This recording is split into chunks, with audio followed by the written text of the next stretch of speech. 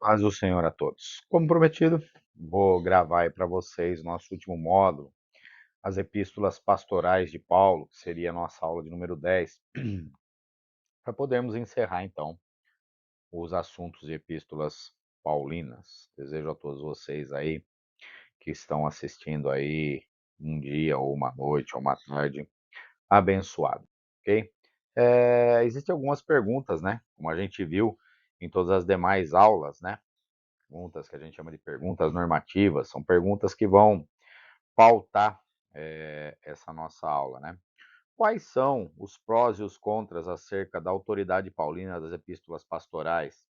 Tá na formação do cânon, por conta de um tal Marcion, que a gente já mencionou em outras aulas, um agnóstico, as epístolas pastorais foram as mais postas em xeque, por conta de serem ou não da autoria de Paulo. A gente vai ver isso ao longo da aula, tá?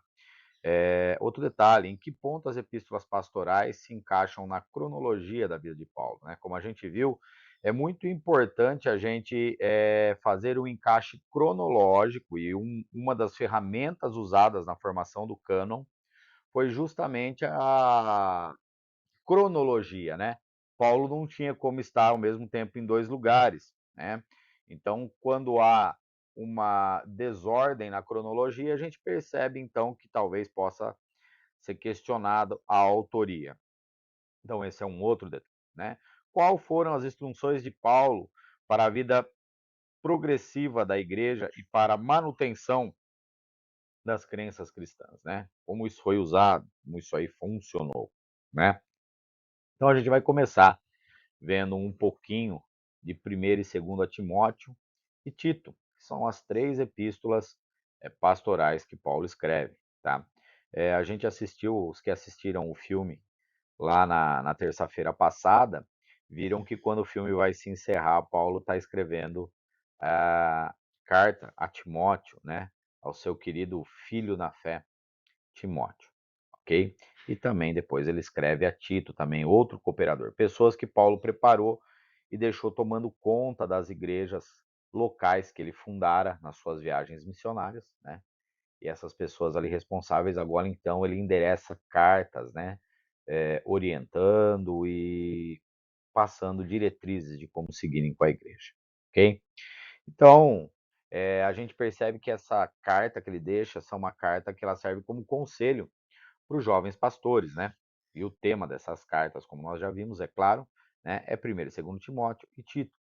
Elas compreendem as chamadas epístolas pastorais, como já falamos, assim denominadas porque Paulo as escreveu para jovens pastores. Elas contêm instruções concernentes à responsabilidade administrativa de Timóteo e de Tito nas igrejas locais, né? É, Lá foi assim e hoje é assim, né? A gente deve sempre se preocupar com a nova liderança. Vocês cansaram de me escutar falando aí nos últimos 2 meses que eu dei aula para vocês a respeito de que nós temos que fazer a igreja para os jovens e precisamos constituir liderança com os jovens, né? A gente vai envelhecendo, o tempo passa e vai chegar um momento que os líderes envelhecem e já não tem mais o mesmo vigor, a mesma capacidade para continuarem liderando. Então, Paulo sempre teve essa visão bem clara. Paulo sempre foi alguém que teve a paixão por gerar líderes, né? E deixar esses líderes e instruir esses líderes de como seguirem aí na igreja e no seu dia a dia, ok? Falando então um pouco, como a gente disse lá, a respeito da autenticidade, né, dos questionamentos sobre a autenticidade, os eruditos da moderna alta crítica lançam maior dúvida sobre a autenticidade dessas epístolas do que sobre quaisquer outras obras que se declaram autorias paulinas. De consonância com essa opinião, que negam a autoridade paulina das epístolas pastorais, o seu autor pseudônimo teria lançado mão da autoridade do nome de Paulo, a fim de combater o agnosticismo, incipiente no 2º século na era cristã. Como a gente viu, Paulo ele sempre sofreu um grande problema com 2 linhas de pensamentos. A linha de pensamento judaizante, né, que eram os fariseus, os saduceus, as pessoas ali que estavam dentro da sinagoga, que até aceitavam Jesus como Messias, mas que queriam acabar ali de alguma maneira voltando às raízes judaicas, né, trazendo assim toda a dogmática e todo o peso que existia das leis, né, morais que eles haviam criado sobre as leis dos 10 mandamentos, né, leis tão absurdas a ponto de que o próprio Senhor Jesus foi questionado e perseguido e repreendido por curar no sábado. E o Senhor Jesus sempre combateu isso. E Paulo vai continuar com isso. E por um outro lado, a gente tem a extrema parte dos agnósticos, né? Que são os gentios, aquelas pessoas que começam a querer trazer toda aquela ideia, né? Da filosofia espiritual que existia entre os gregos, né? E de mais outras partes místicas, né? Com a história da gnose e incluir isso aí dentro do evangelho. Então, são as duas vertentes. E aqui a gente vê, talvez, alguém que lançou mão do nome de Paulo para escrever essas cartas e acabar aí combatendo o agnosticismo. Então, essa é uma das vertentes que questiona um pouco as epístolas pastorais.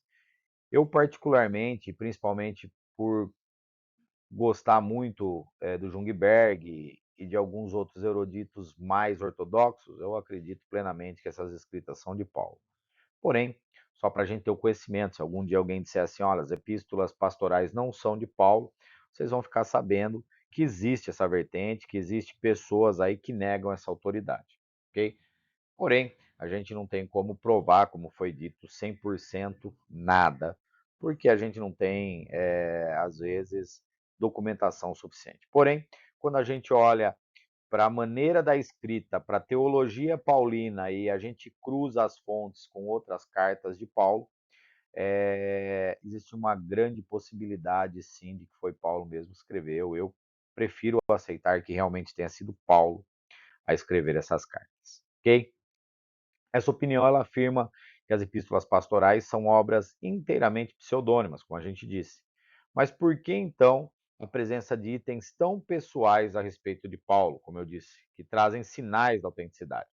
Então, a pessoa que questiona, a pessoa que diz que não foi Paulo que escreveu, ela olha de uma maneira muito leviana, porque existem muitos detalhes. Teria que ser alguém muito próximo de Paulo para fazer isso. E eu não vejo por que alguém muito próximo de Paulo, alguém que foi ali um dos seus discípulos, alguém que caminhou com Paulo, querer fazer apropriação do nome de Paulo para ganhar autoridade sobre isso, né? Mais frequentemente, alguns admiradores de Paulo incorporou observações paulinas autênticas à epístola que escreveu depois de Paulo já ter falecido. Como eu citei, é algo meio dubitoso, principalmente vindo da parte de um cristão que aprendeu com Paulo, que é servo de Deus, criar uma mentira. Porque vamos entender, a pessoa assumir a pessoa de Paulo para escrever isso daí é uma falsidade ideológica, né? A pessoa assumir a identidade de Paulo se torna uma falsidade ideológica. Eu não creio que um cristão faria isso. Então, como eu disse, eu estou só passando aqui o ponto de vista que a gente precisa conhecer todas as teorias para também saber combatê-las. Então, por isso está sendo passado, ok? Uma certa variedade de opiniões sobre quais seções das epístolas pastorais contêm supostos fragmentos de materiais que na realidade foram escritos por Paulo, né? Porque aqui é uma outra teoria. Como eu disse, a gente sempre tem que lidar com teorias. Alguns dizem que então não era tudo de Paulo. Alguns fragmentos eram de Paulo. Também eu não acredito. É, a maneira que nós vemos as epístolas é muito bem consolidada, muito bem formada, né? Não parece que houve remendos, né? Então falam desses supostos fragmentos de materiais que foram escritos por Paulo, né? Os fragmentos comumente tidos como os que fazem parte de 2 Timóteo, né? Se a gente for lá para 2 Timóteo 1, de 16 a 18, depois a outra parte que eles falam que é fragmento é lá no 3, de 10 a 11, né? E por aí vai, né?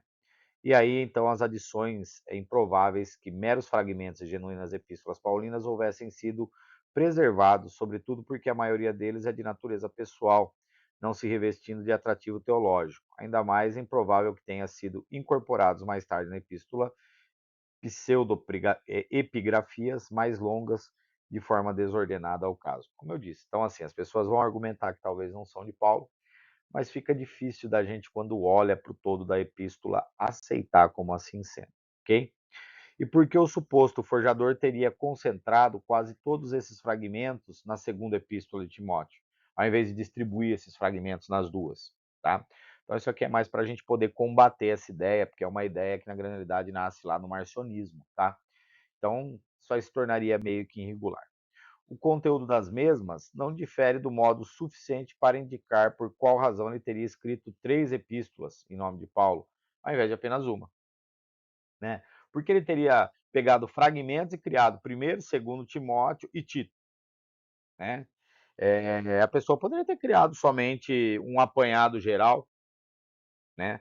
Então, assim, é bem improvável, né? A gente pode refutar com certeza a autenticidade dessa epístola como não sendo de Paulo. Ela é de Paulo. Quando a gente olha para um todo, né, é uma discussão assim que existe academicamente, porém a grande maioria e os mais eruditos, os que estudam Paulo mais a fundo, né, nós tivemos aí, são 8 encontros, dá 40 horas estudando um pouco de epístolas paulinas, e eu creio que vocês perceberam que a gente não pôde se aprofundar. A gente falou de uma maneira muito rápida, até porque sempre que a gente está estudando epístolas paulinas, a gente acaba esbarrando em detalhes e em situações que a gente precisa acabar botando o foco naquele ponto da aula para a gente poder ir um pouco mais a fundo e se aprofundar mais nessa aula, né? E aí a gente acaba não conseguindo fazer isso com o todo, né, das cartas paulinas, tá?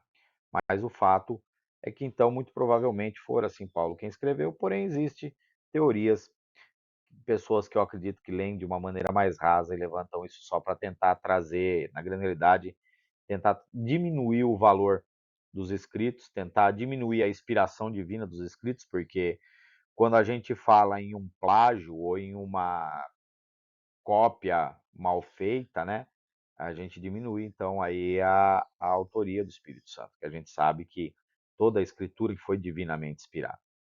Então a gente tem que entender que se as escrituras sagradas chegaram à nossa mão como chegaram hoje, é porque Deus assim o quis. Então eu entendo sim que realmente foi Paulo que escreveu, mas a gente tem que lidar com a hipótese, né?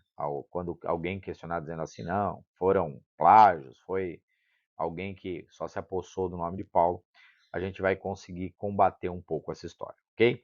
Em apoio à autoridade paulina, há a declaração constante no primeiro versículo de cada epístola pastoral, no sentido de que Paulo foi o autor. Lembre-se que uma das coisas que faz a gente ter certeza quase que absoluta de que carta aos Hebreus não foi escrita por Paulo, a primeira coisa é que Paulo sempre assinou. Ele mesmo diz, né, como a gente viu lá, eu, Paulo, escrevo com letras grandes. Ele não escreve com letras grandes só porque alguns dizem que ele tinha problema de visão, mas provavelmente a maneira que aquilo foi escrito no grego era para dizer que ele estava dando ênfase, que realmente ele estava escrevendo, para mostrar, ó, eu escrevo assim, minha assinatura é assim, né? Então, esse é mais um dos fatores para a gente defender, até porque a pessoa ela poderia é, trazer mais glória para si, né? Normalmente quem forja algo, quem plagia algo, quer glória para si, né? Esse é o grande fato. Quanto à tal reivindicação, argumenta-se que escrever com autoridade oculta por um pseudônimo era uma prática literária bem aceita, contra-piedosa, vamos dizer assim. Nos tempos antigos, até na igreja primitiva, os falsos, todavia, demonstravam que usar de pseudônimos era prática apenas ocasional, o qual não era prática pela igreja primitiva. O apóstolo Paulo adverte contra a falsificação em seu nome. Se a gente for lá em 2 Tessalonicenses 2:2 e 3:17, ele já está falando isso. Ou seja, se esses manuscritos fossem realmente fraudados, os cristãos ali do primeiro século, ali do segundo século, teriam condições de saber que foram fraudados e rejeitariam. Porque o próprio Paulo orientou para tomarem cuidado com isso. Então, acredito que não teriam sido juntados ao cânon, tá? A Igreja Antiga exclui um ancião de seu ofício eclesiástico por haver escrito sob um pseudônimo, tá? Então eles tinham muito cuidado com isso. Por quê? Porque o princípio cristão é nós lidarmos com a verdade. Se o cara está escrevendo com pseudônimo, isso aí já se torna complicado. Hoje em dia nós temos que tomar muito cuidado. Nós temos aí pessoas que dizem ser homens de Deus aí que ficam trazendo revelações aí, mas não usam nem o próprio nome. Tem até CPF falso. Eu não posso acreditar numa pessoa que age de tal maneira.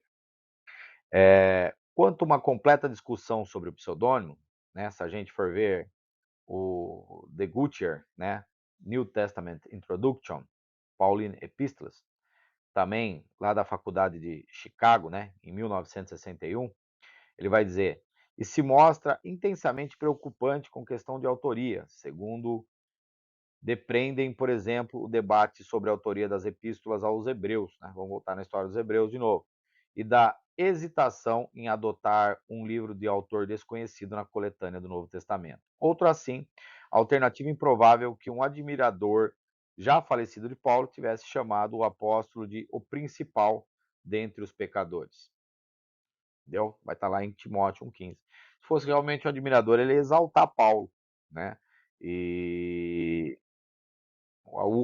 dentro da formação do cânon no Novo Testamento, nós só vamos ter, na grande realidade, a carta aos Hebreus, sem autoria definitiva. Então, se assim, se a aceitação da carta aos Hebreus ela é existente ali, questionar, então, 1º e 2º Timóteo, a carta de Tito, que são assinadas, né, que contém o nome de Paulo, é uma tolice, né? Porém, como eu disse, nós temos que conhecer as teorias que existem sobre, para podermos combater quando nos forem apresentadas. As epístolas pastorais são muito mais semelhantes, né, em estilo e conteúdo às demais epístolas de Paulo do que são os livros não canônicos. Indubitável pseudônimos em relação aos escritos autênticos daqueles em cujos nomes foram forjados. Em acréscimo, a reivindicação constante nas próprias epístolas pastorais de que elas foram escritas por Paulo é a preocupação da igreja antiga com questões que envolvem a autoridade. Como eu disse, primeiro e segundo século, quando surgiu uma nova carta escrita, fosse ela um evangelho, e como a gente citou já em aula, houve muito material coletado para ser analisado e inserido no cânon. E muito material fora rejeitado. Por quê? Porque no primeiro e segundo século havia muito cuidado com isso, porque os cristãos daquela época já sabiam do risco do agnosticismo. O judaizante, ele contaminava as pessoas com o seu pensamento, mas o agnóstico contaminava as pessoas com a sua escrita. Então vamos entender, a preocupação dos cristãos ali no primeiro e segundo século era voltada a ter certeza de que aquele escrito fora produzido por alguém que estava amando de Deus, ou seja, que estava inspirado pelo Espírito Santo, ok? Temos a fortíssima e antiga tradição de que diz que o próprio Paulo escreveu as epístolas pastorais. Somente Romanos e 1 Coríntios contam com confirmações mais decisivas, tá?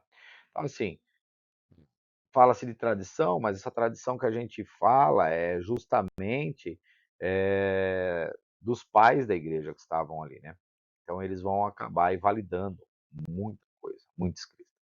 E grande problema de toda essa confusão vem desse tal Marcião de Sinope, o Marcion, né? É, foi um dos mais proeminentes heresistas durante o cristianismo primitivo. A sua teologia, chamada de marcionismo, propunha dois deuses distintos, um no Antigo Testamento e outro no Novo Testamento. Tá? Já vou explicar mais a fundo um pouco isso, né? Foi denunciada pelos pais da igreja, ele foi excomungado. Curiosamente, essa separação será posteriormente adotada pela igreja, utilizada a partir de Tertuliano, assim como suas rejeições de muitos livros que seus contemporâneos consideravam como parte das escrituras, mostrou à igreja antiga a urgência do desenvolvimento de um cânon bíblico. Então aqui a gente está chegando na culminância aonde por conta de pessoas como esse Marcion, houve essa necessidade do cânon para dizer assim, olha, a gente tem que separar, tem que pôr um basta. A gente tem escritos que estão com uma doutrina que difere da palavra de Deus. Nós estamos com escritos que levam as pessoas ao erro. Então aí começou-se então a formação do cânon. Lembra que o pouco que a gente conversou sobre formação de cânon nas nossas aulas, eu falei para vocês que a formação do Velho Testamento, do cânon do Velho Testamento, ela foi muito mais fácil. Tinha muito menos material e era muito mais fácil se olhar para um documento, para um escrito e dizer, olha, é não canônico. Em ponto de nós termos, por exemplo, os livros apócrifos, tá? Que em grande parte, vamos entender, gente, quando eu falo livro apócrifo, eu não estou falando que aquilo é algo do diabo, eu não estou falando que aquilo ali é uma heresia completa. Simples e puramente, muitos livros apócrifos, eles não são inspirados pelo Espírito Santo, mas eles servem, por exemplo, como material histórico. Quando a gente vai, por exemplo, para o livro de Macabeus, a gente vai ter muita informação de guerras e de coisas que aconteceram ali no período intertestamentário e até algumas informações históricas muito importantes. Então a gente tem que ter isso na nossa mente, né? Eu conheço pessoas que acham que se ela lê, por exemplo, um livro apócrifo, ela está abrindo uma porta para o inferno, tá? Tem muita coisa ali que a gente vê que é uma balela, que é uma furada, mas tem muitas informações que são interessantes. Simplesmente são livros que não são inspirados pelo Espírito Santo de Deus, ok? Então, a igreja ela vai ter todo esse cuidado aí, vai começar então a se preocupar e desenvolver um cânon, principalmente por pessoas como esse Marcion, que vai sair com uma teologia marcionista, que começa a corromper a palavra de Deus e colocar detalhes ali que vão infringir a nossa salvação, que vão levar a pessoa, vão afastar a pessoa de Deus, vão levar a pessoa aí sim a estarem cometendo heresia, ok? Falando um pouco da omissão, né, de Marcion, aqueles que duvidaram da autoridade paulina também afirmam que o herege agnóstico Marcion também omitiu as epístolas paulinas do seu cânon. Esse cara ele fez um cânon próprio, tá, pessoal? Ele criou uma Bíblia, versão dele, com muitas coisas que não existem na nossa versão, tá? Do Novo Testamento, porque ele não seria de autoria paulina. Todavia, Marcion tinha a tendência de rejeitar porções do Novo Testamento aceitas pelos cristãos ortodoxos. Por exemplo, ele repelia o Evangelho de Mateus, porque o Evangelho de Mateus ele tinha algumas porções ali que levavam e falam mais aos judeus, né? Da mesma maneira, Marcos e João, né? E ele retira porções do Evangelho de Lucas, né? A assertiva que a lei é boa. Por quê? Esse cara ele queria combater de uma tal forma os judaizantes que ele queria tirar a parte boa. A gente nunca pode se esquecer que sem a base da lei, que nos trouxe o conhecimento do pecado, não há como nós enxergarmos a graça que sobrepõe a lei, que é o que Paulo diz, né? Onde superabundou o pecado, onde abundou o pecado, superabundou a graça. Ou seja, por conta desse fato, então, esse homem ele queria retirar essas passagens, ok? Quando a gente lê 1 Timóteo 1,8, né, que está escrito ali, deve ter ofendido Marcion, que rejeitava radicalmente o Antigo Testamento. Então, toda vez que Paulo, e a gente tem que entender que a base teológica de Paulo foi o Velho Testamento. Paulo, o tempo todo, ele cita o Velho Testamento, mas ele cita o Velho Testamento com uma ótica e uma clareza que passa por intermédio do conhecimento de alguém convertido, agora enxergando a ação de Cristo no Velho Testamento. Então, por esse motivo, Marcion tendia a rejeitar. Okay? A referência depreciativa, aquilo que Paulo intitula as contradições do saber, no grego, gnoses, como falsamente ele é chamado. Quando a gente olha em 1 Timóteo 6,20, fala um pouco a respeito disso, né? Deve ter antagonizado Marcion, o qual chamava o seu próprio sistema doutrinário de gnoses, que a gente já viu que essa palavra significa conhecimento.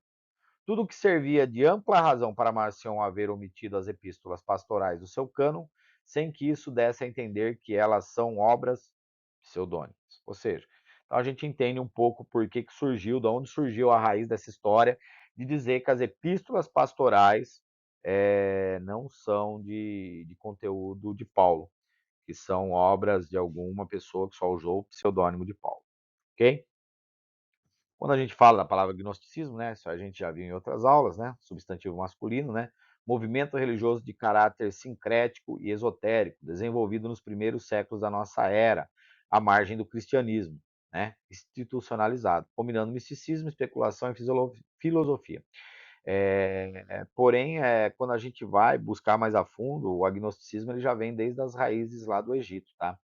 Ele tem uma raiz mais primitiva, mais antiga, que vai remontar até o Egito, porque os egípcios já se importavam muito com conhecimento, com sabedoria, ok? Qualquer conhecimento místico das verdades divinas e transcendentes que se referem à condição espiritual do ser humano, ou seja, são pessoas que são muito ligadas, né, ao misticismo. Vamos sempre lembrar, cito aqui de novo, o místico. O que é o místico? Toda ação do Espírito Santo, tudo aquilo que a gente não vê é algo místico. O misticismo é quando eu tento fazer algo para materializar o que é místico. Aí é misticismo. O sal do Mar Morto, o pé de coelho, fazer figas, isso aí é tudo misticismo. Quando eu quero pegar o que é místico e tornar ele em físico. Ok? Por isso, de igual modo, alguns asseveram que as epístolas pastorais atacam certas variedades do agnosticismo, que só surgiram após o período da vida de Paulo. Para dizer a verdade, e o asceticismo criticado no terço de 1 Timóteo 3,4, que proíbe o casamento e a exigência da abstinência de alimentos, que Paulo já havia dito que não há mais problema. Se parecem bastante com o agnosticismo no período posterior. Não obstante, o proeminente elemento judaico que havia nas falsas doutrinas combatidas, especialmente os da circuncisão, fábulas judaicas, debates sobre a lei. Paulo vai tratar sobre isso, né? E essas histórias.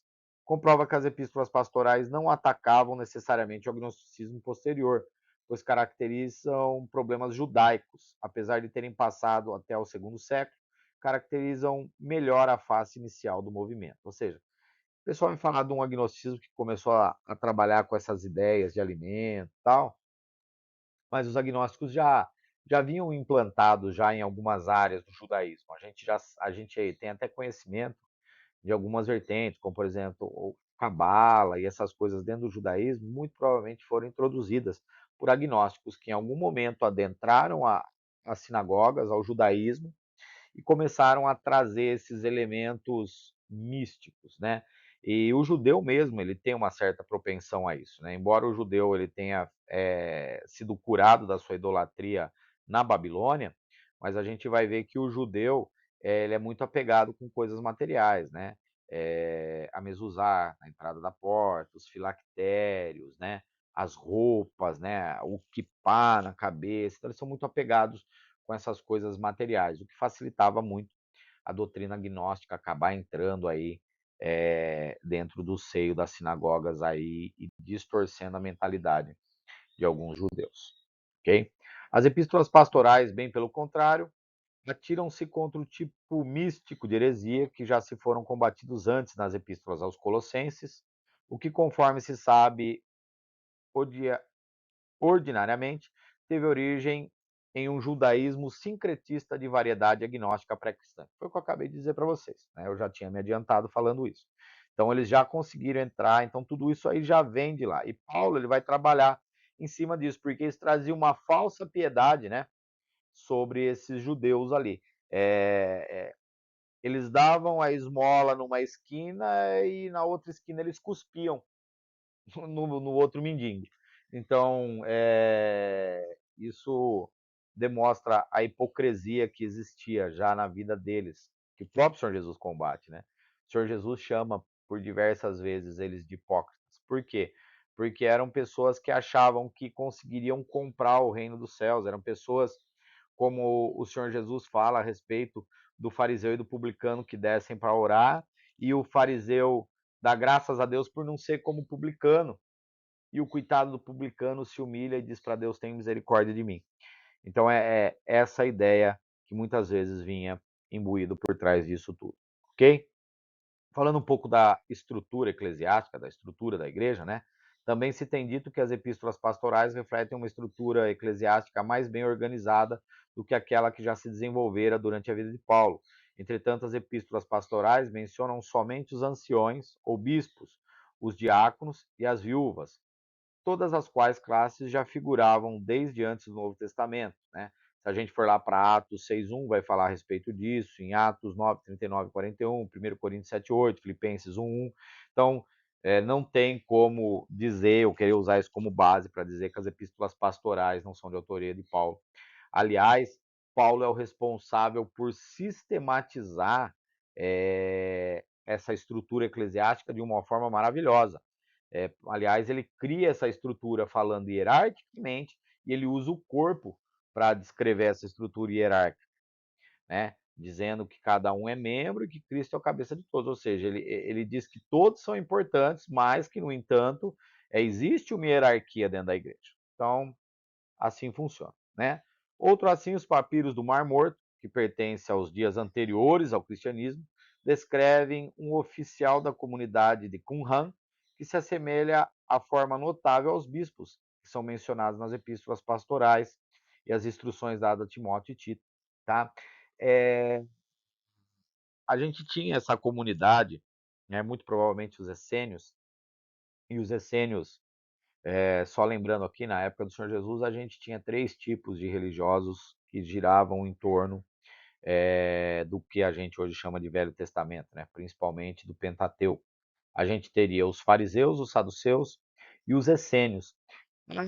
O Novo Testamento não cita os essênios, mas os essênios eram estudiosos que viviam à parte da sociedade. Eles resolveram se retirar da sociedade e eles foram viver nessas cavernas, tá? Inclusive essas cavernas de Qumran, no Mar Morto. E eles eram responsáveis por produzir muita documentação, produzir muitas coisas. E eles tinham uma hierarquia dentro da igreja ali formada por eles, se é que a gente pode chamar de igreja, mas dentro do culto que eles tinham formado ali, que faz lembrar muito essa ideia que a gente tem hoje na igreja, né? Alguns aceitam aí a posição apostólica, outros aceitam a posição maior como bispado, outros como pastorado, mas indiferente do cargo ou do título que a pessoa receba, alguém tem que ser responsável pela comunidade, né? Nós vivemos numa comunidade que é a Somos Church, a qual o pastor presidente é o pastor Marcos, o vice-presidente é o pastor Chico, o pastor auxiliar da igreja é o pastor Marcelo. Então, no momento que há algum problema, a primeira instância espiritual são eles que resolvem, né? Se a gente vai fazer um culto assim, ou um culto assado, se aquilo ali é a parte espiritual, é solucionada pelo cargo ministerial, pelo quadro ministerial da igreja, né? Assim dizendo.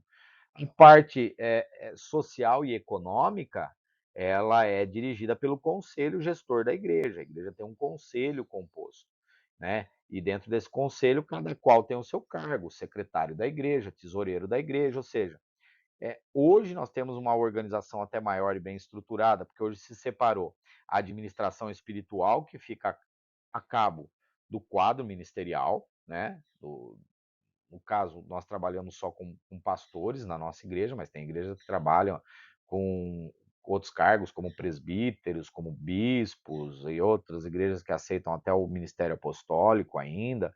Porém, são cargos hierárquicos para que a igreja seja bem dirigida, né? Para que a igreja funcione. Se assim não fosse, a igreja seria uma bagunça, né? Quando a gente não tem uma ordem hierárquica, um caos se estabelece. A gente tem que entender que no mundo espiritual existe ordem hierárquica, né? Quando a gente vê a Bíblia falar de principados, potestades, né? Então a gente tem graduações. E assim também na igreja. Ok?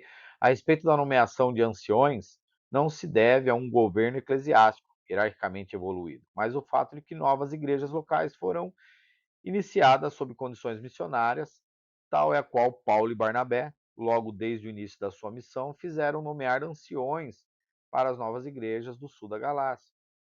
Então, ou seja, vai ter sempre uma instância superior.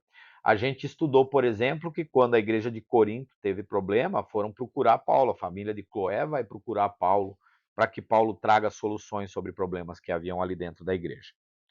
Então, isso é muito óbvio, sempre houve uma estrutura hierárquica. Então, queria dizer que a estrutura hierárquica que é citada em 1º e 2º Timóteo, na carta de Tito, não coincidem com a datação de Paulo, é muito leviana. Ok? Por igual modo, argumentam alguns a ênfase posta sobre a ortodoxia doutrinária, mas as epístolas pastorais implicam um estágio pós-paulino do desenvolvimento teológico, quando a doutrina cristã já era considerada como completa, e quando, por conseguinte, era mister defendê-la da corrupção, ao invés de ampliá-la em seu escopo. Entretanto, a defesa tradicional ortodoxa cristã caracteriza as epístolas de Paulo desde os primórdios da sua atividade. Exemplo disso são as epístolas aos Gálatas, com todos o 15º capítulo da primeira epístola aos Coríntios, tratando justamente desse fato, tratando justamente dessa ortodoxia que já estava estabelecida. Então, na grande realidade, volto a frisar, muito que a gente tem hoje de organização e da ortodoxia dentro das nossas igrejas foi estabelecido pela teologia paulina. Paulo cria essa teologia, né? A gente não vê nenhum dos outros 12 apóstolos, por exemplo, não tem muitas informações deles fundando igreja e deles equilibrando essas igrejas. Então, assim, parte de tudo isso é muito devido a Paulo, não que tenha vindo da cabeça de Paulo, mas que a gente tenha informações sobre isso pela escrita de Paulo, pela maneira como Paulo escreve. Então, aqui a gente derruba de novo, né, a tese dessas 3 cartas não serem de autoria de Paulo. Ok? Falando um pouco a respeito de algumas informações que brilham, algumas informações cintilantes, certo? Finalmente, alguns afiançam que epístolas pastorais fornecem informações históricas e geográficas que não coincidem com a carreira de Paulo, conforme ele ficou registrado no livro de Atos e nas suas outras epístolas. Supostamente, esse teria sido o erro crasso de alguns falsificadores piedosos. Os informes conflitantes são de que Paulo deixara Timóteo em Éfeso, quando viajou para Macedônia. Se a gente for lá para 1 Timóteo 1,3, né, vai contrastar com com Atos 20, versículos 4 e 6. Que Demas abandonara Paulo, se a gente for para 2 Timóteo 4,10, né? Demas continuava em companhia do apóstolo, em Filipenses 24. O que Paulo deixara Tito em Creta, né? E fora para Diaconópolis, né? Ao mesmo tempo que Tito continuava a jornada até Dalmácia. Porém, né, a resposta desse argumento, a hipótese de Paulo fora declarada inocente, a gente vai cair naquilo que vocês escutaram eu afirmar o tempo todo, porque eu creio assim, e a maioria dos eruditos estudiosos hoje crê assim, de que Paulo teve 2 aprisionamentos em Roma. O primeiro aprisionamento, e aonde a gente até no filme viu Lucas fazendo isso, é, é, Lucas no final do filme, para os que assistiram e prestaram atenção, né? Como eu disse, o filme, embora não sirva de base, mas tem muita coisa histórica, Lucas não encerra o livro de Atos falando que Paulo foi decapitado. Não encerra falando da morte de Paulo. Ele prefere encerrar de uma maneira alegre, falando que Paulo continuou ali. Então, Lucas só conta a história de Atos, essa seria uma das teorias, né? Vamos lembrar, gente, não tem. Mas é a teoria que eu mais aceito, de que Lucas só relata a história de Paulo até o seu primeiro aprisionamento em Roma, não citando o segundo, ok? Que é o que está aqui, ó, né? Foi inocentado e solto em seu primeiro período de aprisionamento em Roma, que então ele usufruiu de certo período de liberdade, durante o qual se encaixam os informes dados pela epístola pastoral acerca dos seus passos, e que algum tempo depois foi novamente detido e condenado à morte como mártir da fé cristã, qual nesse ínterim fora declarada religião ilícita. Assim, pois, os informes históricos e geográficos das epístolas pastorais não entram em conflito com o livro de Atos, mas aludem a eventos que tiveram lugar após o encerramento do livro de Atos. Vou voltar a mencionar o filme, porque a gente assistiu, mas o filme se baseia mais ou menos nessa parte histórica. A gente vê um período que Paulo está aprisionado, aonde o rigor e a perseguição cristã está muito maior do que a perseguição que está no livro de Atos. De outra feita, Paulo já apareceria como mártir ali, né? Mas Lucas suprime esse restante, essa perseguição maior que é relatada ali nas cartas pastorais, então, ok? A própria epístolas pastorais constitui uma evidência em favor da hipótese de 2 períodos separados de aprisionamento em Roma, tá? Outro tanto sucede no caso da expectação de Paulo de que seria libertado. Quando a gente lê Filipenses 1, 19, 25 a 24, ele fala disso, que ele está esperando sua libertação, ok? Alguns vão dizer que é da libertação da carne, tá, gente? Mas não coincide, tá? Epístola essa escrita durante seu primeiro aprisionamento em Roma, em contraste com o fato de que Paulo não entretinha a menor esperança de ser solto, em consoante a 2 Timóteo, quando ele diz que ele já está sendo oferecido em libação. Vocês entenderam que se a gente não tiver muita atenção, às vezes a gente acaba, por falta de um certo aceitamento de um segundo período de aprisionamento, tendo que anular os escritos de Paulo, tá? Epístola essa escrita durante seu suposto período de novo aprisionamento em Roma. Aí sim, quando ele já está prestes a ser executado. Eu até fiz questão de da gente assistir o filme, ao invés de encerrar a aula ali, justamente para a gente poder usar isso como um pouco de base histórica, né? Isso aí o pessoal não colocou de maneira liviana ali naquele filme, né? A gente tem o Jugeberg, a gente tem Kautz, mais alguns outros grandes eruditos aí que vão seguir com essa linha de raciocínio, tá? A gente tem alguns escritos ali mais antigos, né? Papias, Clemente, eles vão citar algumas coisas que amarram algumas pontas soltas, tá? Concluindo que Paulo escreveu 1 Timóteo e Tito entre esses dois períodos de aprisionamento, ao passo que 2 Timóteo foi escrito durante seu segundo aprisionamento, pouco antes do seu martírio. Permanecerá para sempre desconhecido se Paulo jamais chegou à Espanha, conforme ele planeja e registra em Romanos 15, né? Clemente de Roma, como eu acabei de citar, pai da igreja primitiva, escreveu que Paulo atingiu os limites ocidentais. Então, quando eu saio da Bíblia e eu vou ler o pai da igreja, que um dos pais da igreja foi Clemente, Clemente vai dizer que sim, ele chegou até pelo menos a fronteira da Espanha, acredito que até entrando a Espanha. Tá? Primeiro Clemente, capítulo 5, verso 7, se a gente pode chamar assim. Tá? Declaração esta que pode ser interpretada como alusão ou a Roma ou a Espanha, né? No extremo ocidente da bacia do Mediterrâneo. Então vamos entender. É, eu acredito que ele acabou atingindo o seu propósito, tá? Mas são fatos que a gente não tem como ter 100% de prova, ok? Propósitos secundários, né, dessas cartas.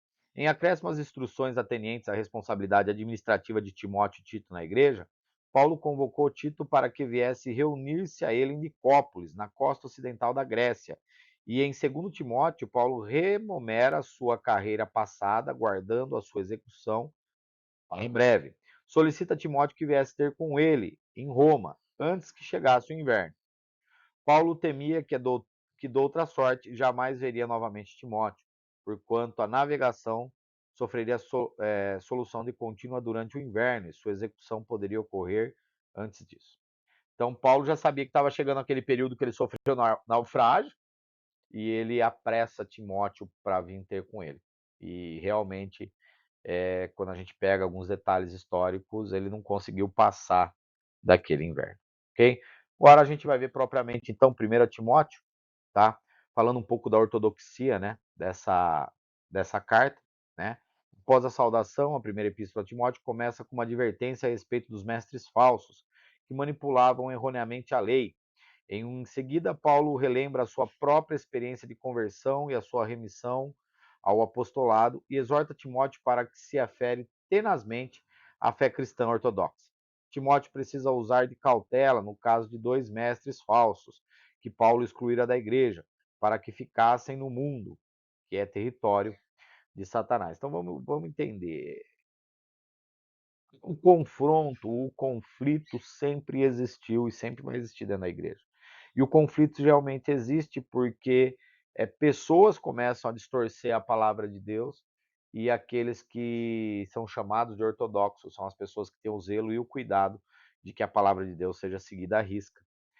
A gente conversou também sobre isso em aula, né? Tem alguns que não ajoelham, mas agacham, né? E agachar também é pecado. A gente tem que lembrar que Deus espera que nós sejamos 100% dele. Ele não divide 10% para o diabo e 90% para ele. Se a gente der 10% para o diabo, a gente está se entregando completamente a ele, ok? Os quais entregues a Satanás para serem castigados, a fim de não mais blasfemar, né? Se a gente lê lá 1 Tito, né? Cláusula, fiel à palavra e digno de toda aceitação, que conduz assertiva, Cristo Jesus veio ao mundo para salvar o pecador. É uma fórmula que introduzia a antiga confissão, notas ao hino cristão, ao que também se vê, ou seja, a confissão de fé salvífica, né?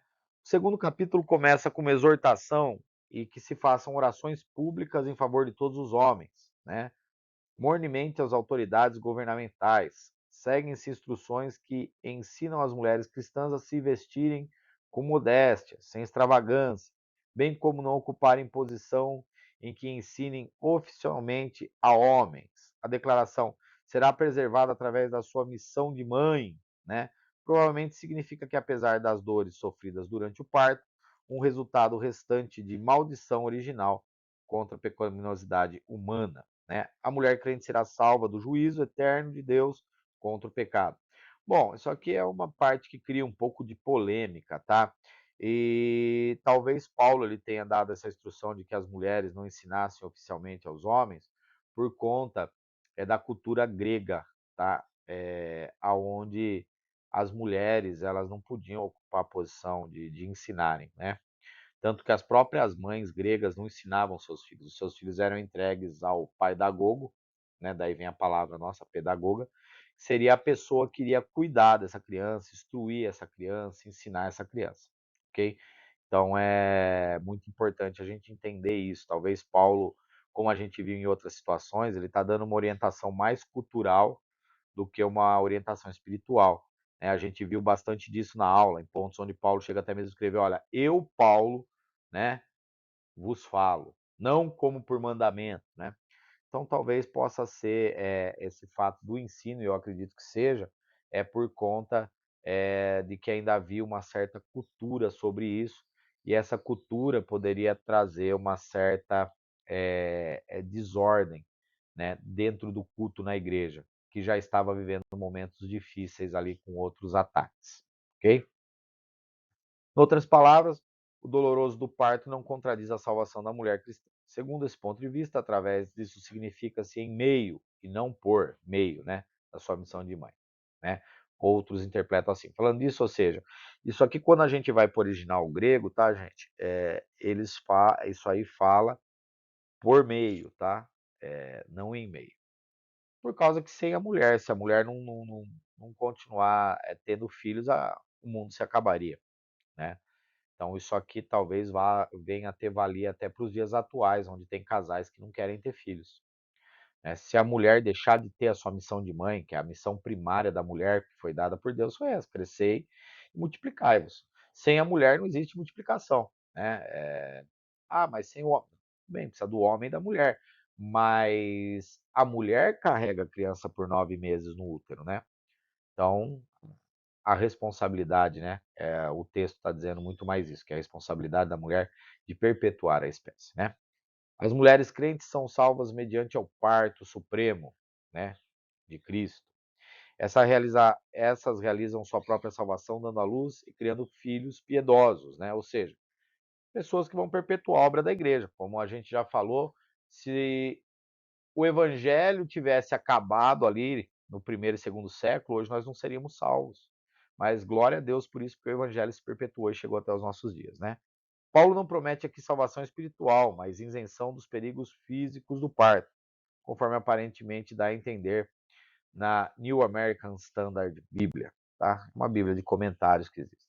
Prosseguinte, Paulo lista as qualificações necessárias ao bispo e aos diáconos, né? Aos episcopos, né?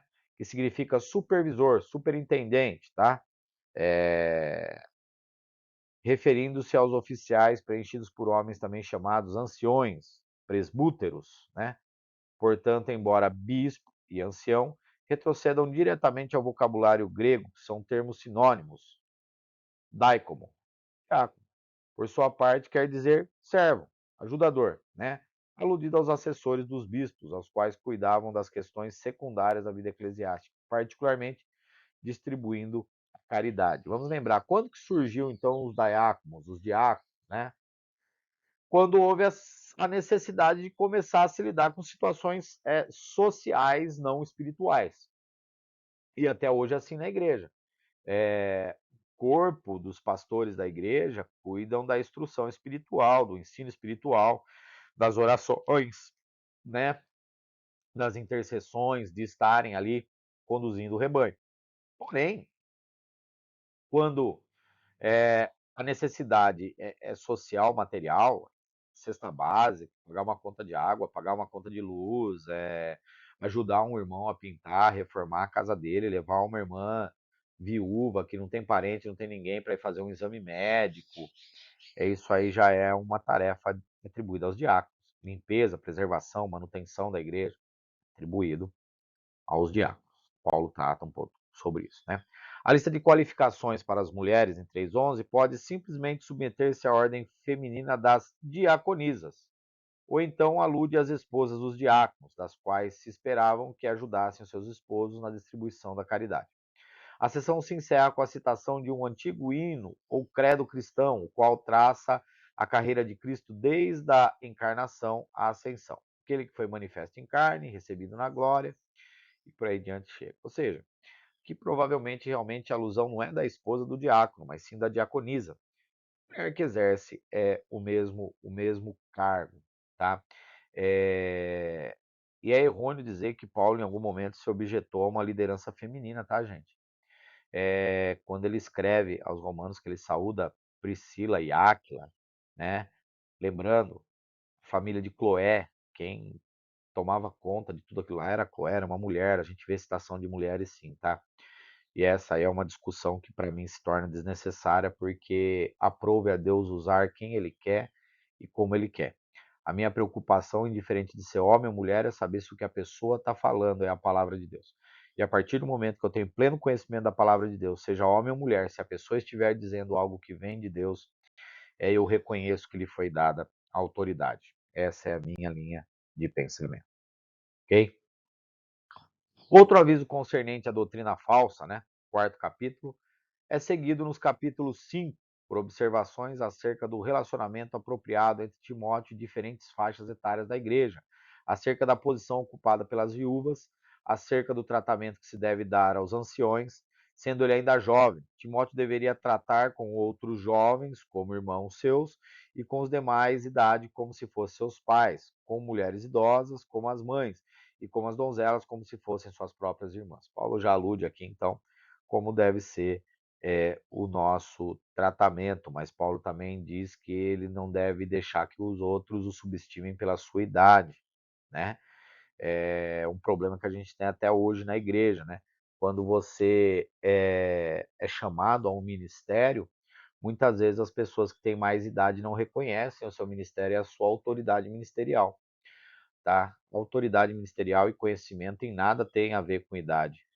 Tem muitos jovens que têm um conhecimento da palavra de Deus maior do que muitos anciões. E também existem muitos anciões que têm um conhecimento maior do que muitos jovens.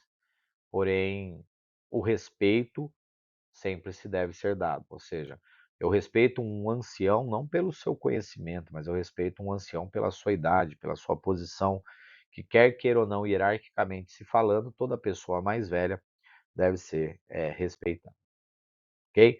Falando a respeito das viúvas, né? As viúvas deveriam ser sustentadas por seus próprios familiares, porém, viúvas que vivessem piedosamente e tivessem 60 anos de idade ou mais, se não constassem com ajuda financeira de parentes, deveriam receber assistência econômica por parte da igreja.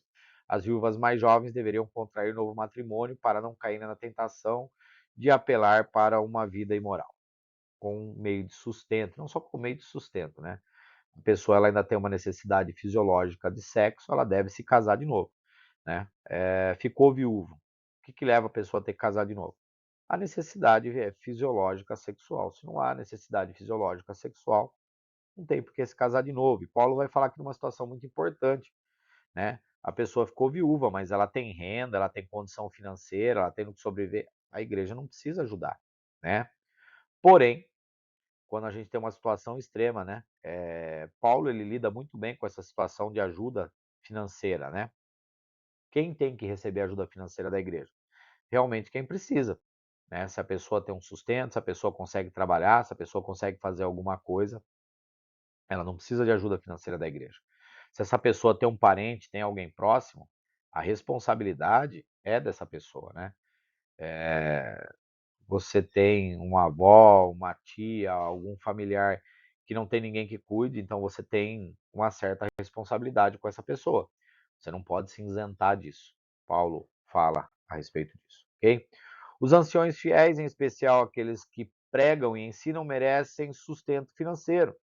Não devem ser impugnados aos pastores, exceto se houverem duas ou três testemunhas de acusação, mas aqueles cujos erros fossem comprovados deveriam ser publicamente repreendidos.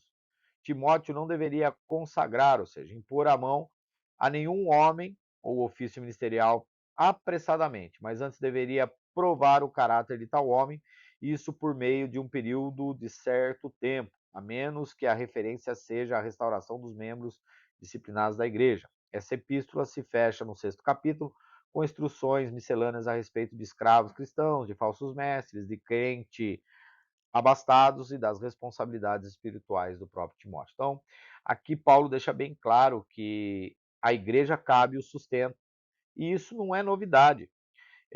O sumo sacerdote, os sacerdotes, os levitas sempre foram sustentados pela comunidade. Então, se o pastor ele toma conta da igreja, ele merece o seu sustento. E se esse pastor ele é fiel e ele tem esmero, ele tem cuidado com aquilo que ele faz, ele merece redobrado sustento por aquilo, ok? Então, Paulo vai tratar sobre essa situação, falando: olha, esse aí ele merece dobrada honra, dobrado, né, sustento. Por quê? Porque a pessoa se esmera em fazer aquilo, né? Muitas vezes as pessoas sempre condenam, né? A gente vive num mundo atual, na onde é muito interessante as pessoas condenarem, né? Falar que você dá seu dízimo, sua oferta para sustentar o pastor. Mas não é bem assim, né? Os dízimos, as ofertas sustentam toda a igreja, toda a estrutura da igreja, tudo que a gente usufrui dentro da igreja, e inclusive a gente usufrui da vida pastoral. O pastor que destina a sua vida aí 24 horas por dia, porque pastor não tem carga horária, né? Que bom seria se o pastor picasse o cartão 15 minutos antes do culto e se o pastor, quando terminasse o culto, ele picasse o cartão e fosse embora para casa dele, não precisasse atender o membro que perdeu um familiar, não precisasse deixar o conforto do celular na madrugada para separar uma confusão entre casais, que ele não precisasse ir com o pai ou com a mãe procurar o filho drogado que está por alguma esquina jogado, e isso acontece, tá? Então é isso que Paulo fala. Paulo ele enxerga o pastor como alguém que tem um ministério 24 horas por dia, né? Então, nós temos que sempre ter esmero e entender que o sustento, nós temos que dar o melhor sustento. E eu não falo isso aqui advogando em casa própria, por ser pastor. E, pelo contrário, a minha oração é para que Deus cada dia mais me dê força e saúde para que eu obtenha o meu sustento, assim como Paulo obteve o dele, com as próprias mãos. Porém, nós devemos honrar e tratar muito bem aqueles que abandonaram o direito de ter uma vida, né, para servir a igreja, porque essa pessoa, de certa forma, acaba deixando ali de trabalhar, de servir, de fazer as coisas para estar servindo a nós, para estar servindo cada membro da igreja.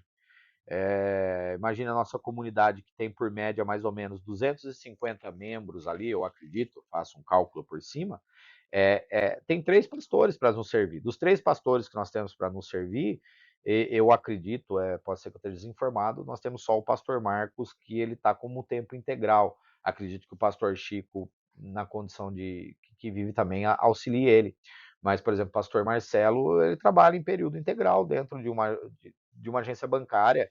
Ele tem as dificuldades dele para poder estar na igreja, por quê? Porque ele obtém seu próprio sustento. Então nós temos que aprender a honrar os pastores que abriram mão de ter o seu próprio sustento para viver do sustento da igreja. Porque muitas vezes aparece aquele engraçadinho ou aquela pessoa que acha que ele paga o salário do pastor. E não é bem assim. Então nós temos que ouvir o que Paulo diz e aprender com Paulo sobre essa situação, ok? É, então nós vamos falar agora um pouco a respeito de Tito, né? Local da escrita da carta de Tito, né? Paulo escreve essa epístola quando estava em Nicópolis, na costa ocidental da Grécia, endereçado a Tito, quem deixaria na ilha de Creta a fim de que organizasse a igreja local dali, tal como faz a 1 Timóteo. O apóstolo adverte no tocante a mestres falsos e baixa a instrução acerca de condutas convenientes a várias classes de cristão. A base doutrinária de tais instruções é a graça de Deus, a qual confere salvação, conduz a vida piedosa e oferece a bendita esperança na volta de Jesus, como a gente pode ver lá no capítulo 2, do 11 ao 14. A base experimental dessas instruções é a regeneração operada pelo Espírito Santo de Deus. Então, encerrando agora, a gente vai ver 2 Timóteo, a gente viu aqui uma ordem cronológica das cartas, né?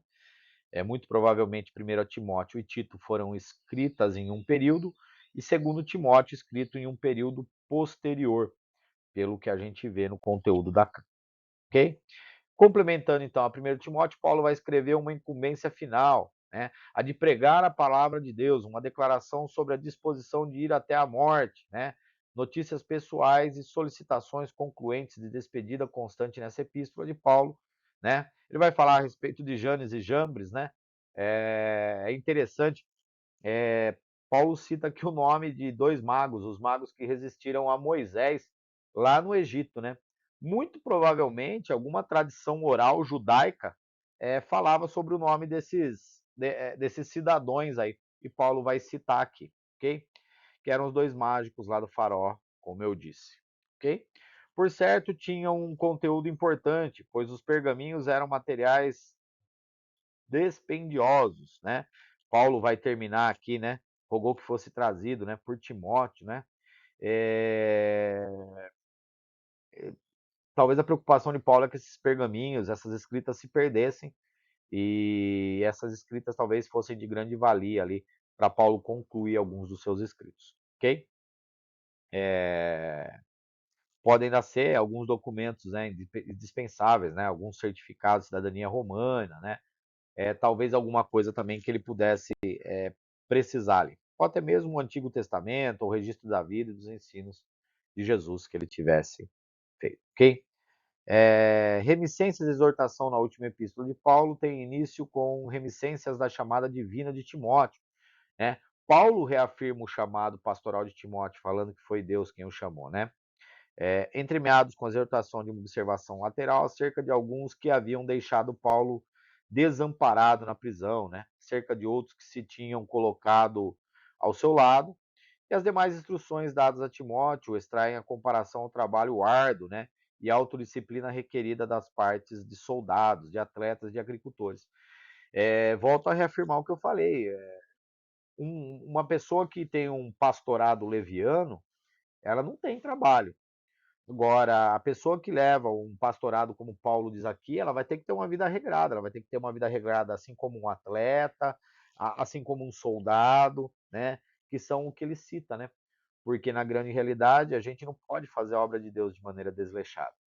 Então a gente acaba tendo um compromisso maior, né? A visão e a ideia é que eu posso abrir mão dos meus compromissos que não são concernentes ao meu chamado, mas o que é concernente ao meu chamado eu não posso abrir mão. Eu não posso me negar a orar por alguém, eu não posso me negar a pregar a palavra do Senhor, eu não posso me negar a pregar o evangelho, são coisas concernentes ao meu chamado. E Paulo vai fazer essa comparação, né? Em contraposição ao ensino herético, Paulo frisa que toda a escritura é inspirada por Deus e útil, né? Paulo encerra essa sessão aqui, então, falando, né? O que nós estamos conversando o tempo todo, que já foi dito a respeito, por exemplo, das cartas que as pessoas acham que não são inspiradas, que são pseudônimas. Não, não podem ser. Nós percebemos a inspiração divina do Espírito Santo em cada uma das palavras colocadas aqui em 1º e 2º Timóteo e em Tito. Então, Paulo vai encerrar dizendo isso, né? Ele vai falar e registra a vida e os ensinos de Jesus. Provavelmente cumpre-nos compreender o livramento de Paulo da boca do leão de forma figurada e não literária, pois usava-se a figura do leão como metáfora indicada de extremo perigo. Então, quando Paulo diz que ele foi livrado, né, provavelmente foi de tudo que ele passou. A gente falou muito ao longo desses nossos 8 encontros e boa parte do tempo, né, foi citado até na sala de aula por alguns, né, que não teve um momento de refresco, né? E principalmente como a gente viu naquele período e nos últimos períodos foi muito mais complicado, né? Mas especialmente o leão tem sido empregado como símbolo do diabo, né, conforme a gente vê em 1 Pedro 5:8, né? Ou até mesmo do imperador, né?